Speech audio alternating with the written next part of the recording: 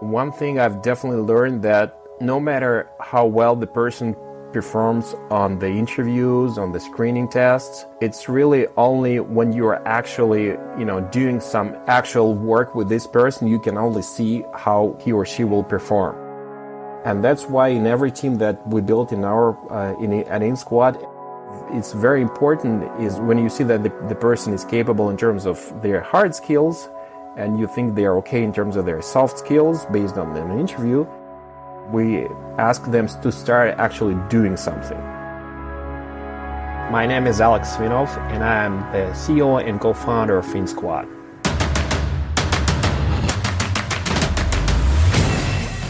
This is Code Story, a podcast bringing you interviews with tech visionaries who share in the critical moments of what it takes to change an industry and build and lead a team that has your back. I'm your host, Noah Lappart, and today Alex Svinov is paving the way for you to scale your team 4 times faster with remote. All this and more on Code Story. Alex Svinov has very few things to talk about outside of the business world, or so he says. He likes to jog, play tennis, and has a family with 3 kids at home. He likes to travel with his family and try new things, which he admits is complicated with the kids. Personally, he's driven each day to create something new. When it comes to food, his favorite is curry chicken, which according to him, he could eat every day. For the last several years, Alex has had a huge problem finding qualified developers for his startup. Alongside of this, resources were thin in the early days, and he was losing recruiting bids to larger companies. He thought hiring developers shouldn't be this hard. Maybe he should look somewhere different. This is the creation story of InSquad.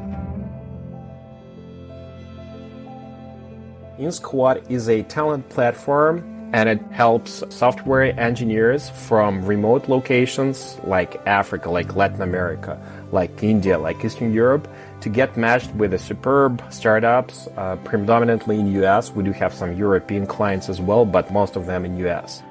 The way we do it is we bring the talents on our platform, we vet them, we ask them to go through lots of tests, and then we get only the best of the flock, and then we get them matched with the startups on the other end. The reason why I started it, maybe for the last 8 to 10 years, I've been in a startup environment and I've been doing software development. In my last startup, I really had this huge problem. I started 3 years ago. I really had a huge problem of finding super qualified developers. And obviously, when you're in a startup setting, it's always a huge problem that you really need the best guys out there because everything depends on the first few hires, the first team that you actually, put together. So you cannot compromise on the quality of the guys. At the same time, you don't really have a lot of money. My team would start interviewing guys, and all the cool developers would seem to get super rich offers from wealthy companies, and I would just keep on wasting time more and more, and like 2 or 3 months to hire any decent developer. And so then I kind of felt, it shouldn't be like that, because hiring developers shouldn't be that hard, only that you don't have to look at the same place where everybody else is looking for, for example, in US market. Like there are just so many developers out there and everybody's chasing them. So it's like, it's a game where you will always lose. So that's why we went, remote, and remote proved to be, the paramount for lots of talents, super talented guys from remote locations. And they don't have this opportunity that a lot of software engineering guys in the US have. And that's basically where we base our business model on. Tell me about the MVP, so that first product you built. How long did it take you to build, and what sort of tools did you use to bring it to life? I'm a big fan of, trying to sell before even doing the MVP. So in our case, MVP was a very small. We actually tried to put it together with lots of external tools like authentication tools. Obviously, we were hosting it on AWS. MVP, it probably took us like three months to build something. It basically did the very basic functionality that would allow the developer to get onto the platform and start passing tests. And it was, but it was very, very simple with absolutely no administrative panel. So it was, something that we could, barely use it in terms of ourselves, but still it kind of started off. With any MVP, you've got to make certain decisions and trade-offs around, feature cut, tech debt, product considerations, and where you're going to start. Tell me about some of those decisions and trade-offs you had to make and how you coped with them specifically. Basically, there are two things that I encounter every time, right? One of them is how many features do we want to put in the next release? And another one, how much of a tech debt are we okay with taking on? Here, there are, two guys that are very important in this decision are the technical guy and the business guy. My main trade-off would be, whom do I listen more to? Because obviously, a strong technical leader will never want to have a lot of technical debt.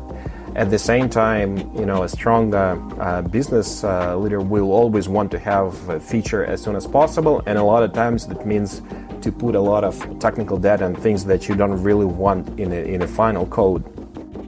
Based on a weekly basis, we meet, my CTO and CPO, we sit together and we have a list of the features that we want to release this week with a technical guru, that these features are actually the ones that are easy to implement, or we could implement them with a limited amount of tech debt. Because being in a startup is always exciting, and you're building something new, and you have 3 months ago you didn't have anything, boom, today you have a product and you have some users and it starts kind of functioning and you are so excited. But then 6 months down the road, if you don't take care of your technical debt, you're gonna get swamped, and and obviously you will not be able to continue with that pace. And this is one thing that I actually felt over one of the startups. Then when I was just starting doing the software development, and then I just had too much tech debt, and the technical team did not feel excited at all about taking care of that, and it's just things started to fall out of control. So right now I'm taking the technical debt as serious as I'm taking the new functionality, and it's a very important thing to look at. This episode is sponsored by Vanta. You're a startup founder. Finding product market fit is probably your number one priority. But to land bigger customers, you also need security compliance. And obtaining your SOC 2 or ISO 27001 certification can open those big doors. But they take time and energy, pulling you away from building and shipping. And that's where Vanta comes in. Vanta is the all-in-one compliance solution helping startups like yours get audit ready and build a strong security foundation quickly and painlessly. How, you ask? Vanta automates the manual security tasks that slow you down, helping you streamline your audit. And the platform connects you with trusted vCISOs to build your program, auditors to get you through audits quickly, and a marketplace for essentials like pen testing. Join over 8,000 companies, including many Y Combinator and Techstars startups who trust Vanta. Simplify compliance and get $1,000 off at vanta.com/codestory. That's VANTA.com/codestory. This episode is sponsored by Kinsta. Between juggling client meetings, managing your website, and keeping up with everyday tasks, who has the time to stress out about website security? Well, with Kinsta, the technical stuff is taken care of, so you can focus on what you do best. Kinsta provides managed hosting for WordPress, offering lightning-fast load times, top-tier security, and unmatched human-only customer support. Whether you're a business owner, web developer, or running a digital agency, Kinsta makes managing your website easy and efficient. Kinsta provides enterprise-grade security, being one of the few hosting providers for WordPress with SOC 2 and other certifications, guaranteeing the highest level of security for your website. Thanks to their unlimited free expert-led migrations, Kinsta ensures a smooth transition for you from other hosting providers. Customers have reported 200% faster load times post-migration to their platform. What I find cool about Kinsta is their fast and reliable customer service and premium features that are included at no extra cost. Ready to experience Kinsta's hosting for yourself? Get your first month free when you sign up at kinsta.com today. That's KINSTA.com. From that point, You've got your MVP and it's working. How are you progressing and maturing the product? And I think to wrap that in a box a little bit, what I'm looking for is how you build your roadmap and how you go about deciding, okay, this is the next most important thing to build or to address with InSquad.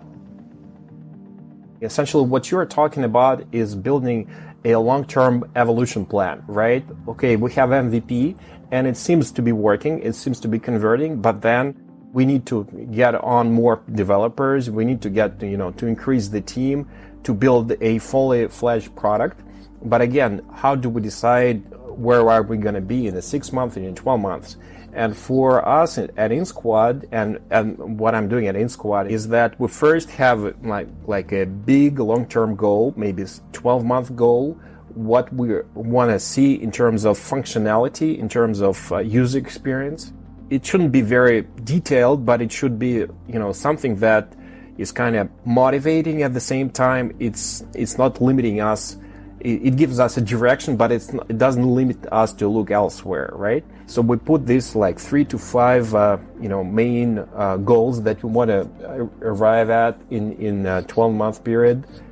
And after we've set these goals, we do routine work of break it down into smaller pieces of functionality that adds value, just to see whether we're going the right direction.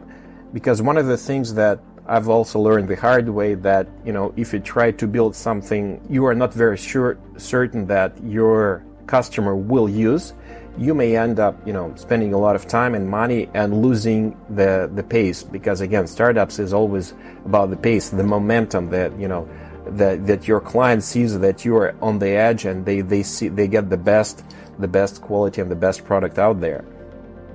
Put it out on the market and we then do the numbers. We see how useful it is. We see whether the feedback we're getting from our customers actually is motivating us and confirming our vision that we're going the right direction.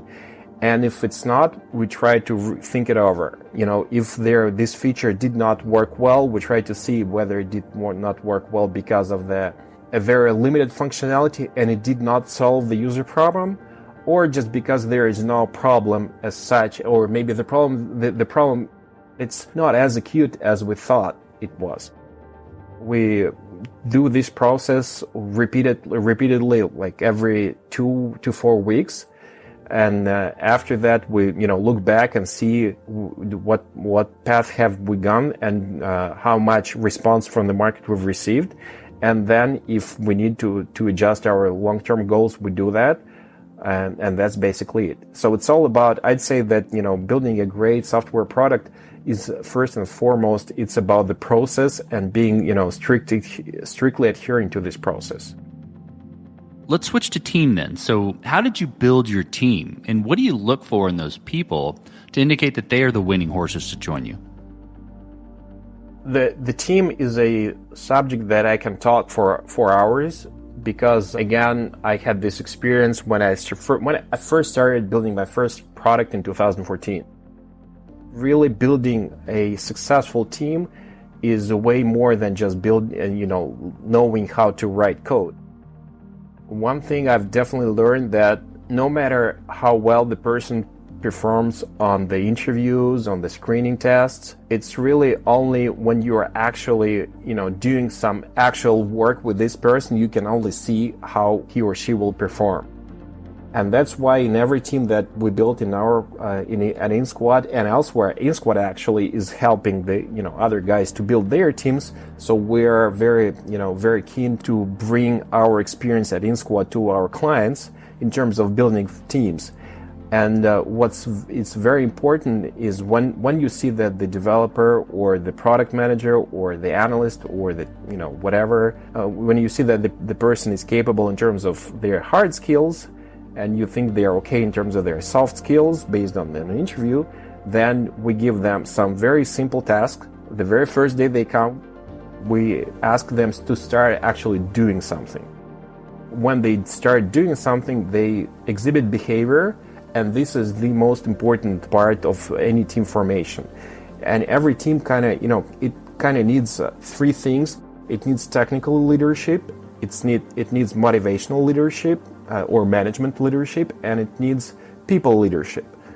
When we have these three components, I know that the team is going to function well. When you hire somebody, you always have to look what kind of leadership component this person can bring, if it cannot, right? And unless you have three of these leadership components filled in the team, you are not certain that you can rely on this team to deliver the product on time and to perform well long term. Okay, let's switch to scalability then. So did you build this to scale efficiently from day one, or have you been fighting this as you grow and gain traction?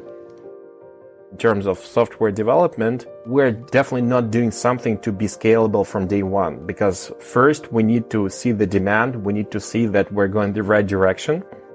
Just as soon as we see that the product we are building is something that the client really needs and everybody is excited about using it, only then we're taking steps to make the product truly scalable. Now, that doesn't mean that we write code any way we like. No, we definitely have some basic patterns. We, of course, use microservice architecture and we're, of course, using the modern frameworks, but we're putting less focus on scalability as opposed to viability of the product.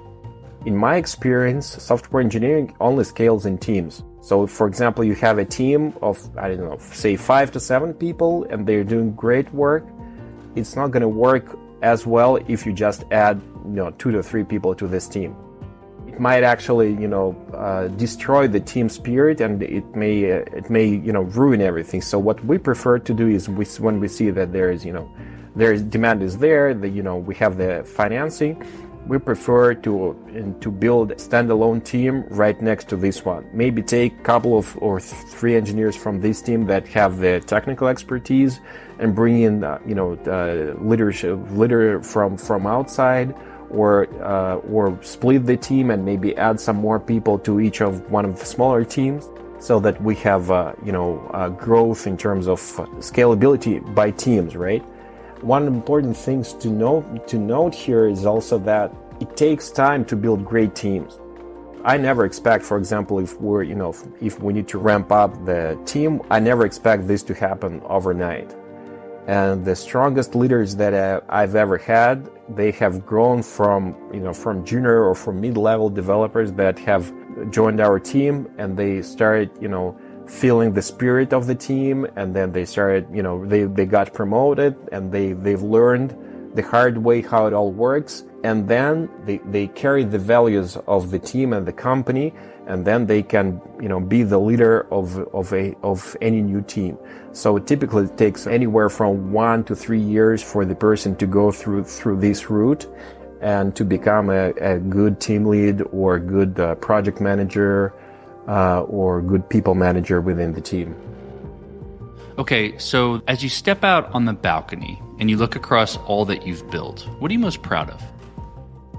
One thing that really makes me happy is that even if I don't check what's going on with the software development this week or next week or 2 weeks after, the people that are working on the products that we're building, they will be just as heavily invested, and just as interested in doing what they are doing. So I guess one thing that I'm very much concerned and very proud at the same time is making sure that everybody who works at InSquad or any other project that I'm doing, it's actually feeling that this is the right thing to do, and this is something that I'm really excited about. Because what I've learned, people don't come to work just to make money. I mean, probably there are people who do that, but most of us actually need to have some meaning in what they are doing. When you start feeling that, this is the most rewarding feeling that I've ever had. And given that we spend most of our free time at work, at least if we're working 8 hours a day, that's like the most focused part of our life. It just doesn't make sense to do something that you're not excited about. So that's what I'm very much proud that I think I help others to find more meaning in lives and to create something new. And sometimes somebody from my team comes over and they're like, hey, we want to change the direction that the product is going. We want to do this feature or that feature. And I'm totally fine because it's just, being in this part of organization, in this organization that is actually vibrant, that is living, is I think it's most important feeling that I've ever had. Okay, let's flip the script a little bit. Tell me about a mistake you made and how you and your team responded to it. First mistake, I guess, in my life that I made is that for the first maybe 10 or 12 years of my career, I was not in startups. I was in large companies. I was in banking and finance. Probably if I wouldn't have been there, I wouldn't have appreciated life in startups as much as I do now. Speaking about my mistakes at startups, I think one of the first mistakes I made was I was trying to do a lot of micromanagement. I thought that, no one but me cares for the product we're doing as much as I do. What happens is that when I do, I control a lot, I think that I'm doing good because I know, I'm trying to stay on top of what's going on. But there are two problems with that. Number one is that there's a certain limit to how much information I can consume and how much I can control. So it's a limit to the size of the team and the size of the product and our velocity and so on and so forth. And the second problem there is that whenever I control somebody, there is still that tiny feeling that person feels is that I don't trust him or her. And that is demotivating person to do great job. When somebody is always checking what you're doing and how you're doing and let me see, how many tasks you have completed and so on and so forth. That's, I guess, the biggest mistake that I've made in terms of management. Because of that, I lost one of my first CDOs. I kind of learned it hard way that, you should, if you want to have, great team guys on board, you have to give them the space to develop and to grow and to build something good. And ever since, I'm trying to respect everybody's freedom of choice and that they have chosen to work with me with this product. And that doesn't necessarily mean that I don't really care what they do. No, I do really care. But if I don't trust this person, I better not work with him or her. Not try to double check everything what he or she is doing. Okay, what does the future look like for InSquad, the product, and for your team? I'm a big fan of remote work. One thing that pandemic has taught us is that you have to learn how to work remote. In my experience, the best teams that are out there are remote these days. So what InSquad is actually building, it's helping the world to become closer place, by bringing the remote developers. So we do have some cool features in terms of product development, but most importantly, what I'm excited about is that more and more of our clients, they are accepting the fact, hey, we were not looking for developers in Argentina or in Latin America or in India. Now we are willing to do so for multiple reasons. Some of them are looking for developers because they are cheaper. Other people are looking because there is just no qualified personnel in this particular technology in their home market. What matters to us is that we're bringing a lot of great talents to the great startups, and that means that the future in terms of in product development is bright, and there is definitely more great products to come and more great developers to emerge from all these areas. Okay, Alex, let's switch to you. Who influences the way that you work? Name a person or many persons or something you look up to and why. I'm a data person. Maybe the first part of my career it was in finance. Maybe that influenced me. As for inspiration, I guess there are two books I'd say that have changed the way that I'm thinking and changed my attitude in life. One of them is not surprisingly Dalai Lama, who is talking about Buddhism. Because I think the minute when I found that there is such a philosophy kind of put a lot of sense in my life, right? Because a lot before that I was asking myself why this happens, why that happens, and a lot of time I was not willing to accept a lot of things in life. Like, I'm sure everybody has that. I wouldn't say that I'm a Buddhist per se, because it's just I'm not very consistent in terms of observing the traditions. However, it really helps. Buddhist mindset is something that really helps me weather all the problems, weather all the storms, and especially in startups, they come often.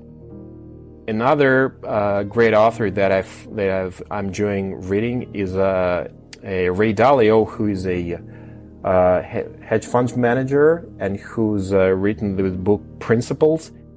They're basically very small but very powerful rules that you could apply to your life to again get more control and get more predictability in what you're doing. Because a lot of times I think people get frustrated because they think that things in life work one way and they turn out to be another, and they are not prepared to that, and that's when you gotta get a lot of negative feelings, and that's demotivating, and that's not helpful. And with what I'm reading from him, it's very straight, very up to the point, and makes a lot of sense when you start using these rules. Okay, last question, Alex. So you're getting on a plane and you're sitting next to a young entrepreneur who built the next big thing. They're jazzed about it. They can't wait to show it off to the world. Can't wait to show it off to you right there on the plane. What advice do you give that person, having gone down this road a bit? Two things, I think. When you're building something new, try to find somebody whom you can interest in this thing, whom you can make genuinely interested in that. Because a lot of times I see, and I actually, trip over this myself, my brain plays tricks on me, and I'm like, hey, this is a great thing, I want to build it, and everybody definitely needs it. And I think it's important just to remember that this world, is a big place, and everybody's got their own business. And if I want to invest a lot of time in this product, I gotta find somebody who is interested in that at a very early stage, right? So that I don't spend a lot of time building something that nobody needs, and that I'm very much putting a lot of time and then not getting a lot of results at the end. So that's one thing, just to keep an eye on that. It could be investor, it could be a client, anybody who is willing to commit time and money to whatever you are doing. And another piece of advice I'd say is that instead of maybe building long plans, building strategies, or any nice documents, go out and try to do something. Because a lot of times I think, especially this is what I've seen time and again in larger corporations, that people are spending so much time, so much effort, so much money on trying to build great plans, great Excel spreadsheets, things that are useless in terms of who's going to be end user of that, right? And instead of doing that, I'd say my plans in terms of my startups, they are never longer than one sheet of paper, just because I don't see that any point in building a big long-term plan when there's nobody up front there to solve this problem for. So, get up and try to do something, make a small plan, try to make it real, spend a month or 2 months doing this, or 3 months, try to find some customer for that. And if you succeed in that, you're going to be good down the road. That's great advice. Well, Alex, thank you for being on the show today. Thank you for telling the creation story of InSquad. Thank you very much, Noah, for hosting me here. And this concludes another chapter of Code Story.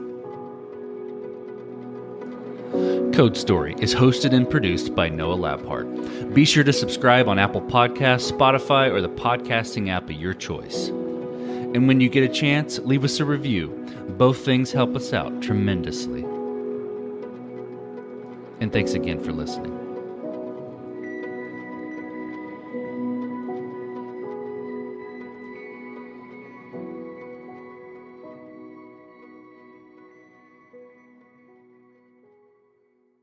what's the difference between DIY and doing it yourself? It's the difference between a part-time passion and a full-time business. Wix gives you the power to turn your passion into a moneymaker with a website that fits your unique vision and the business tools you need to succeed. Let your ideas flow with AI that guides you, but keeps you in the driver's seat. Manage your business from one dashboard and keep it growing with built-in marketing features. It's time to turn your daydream into your dream job. Do it yourself. Go to Wix.com.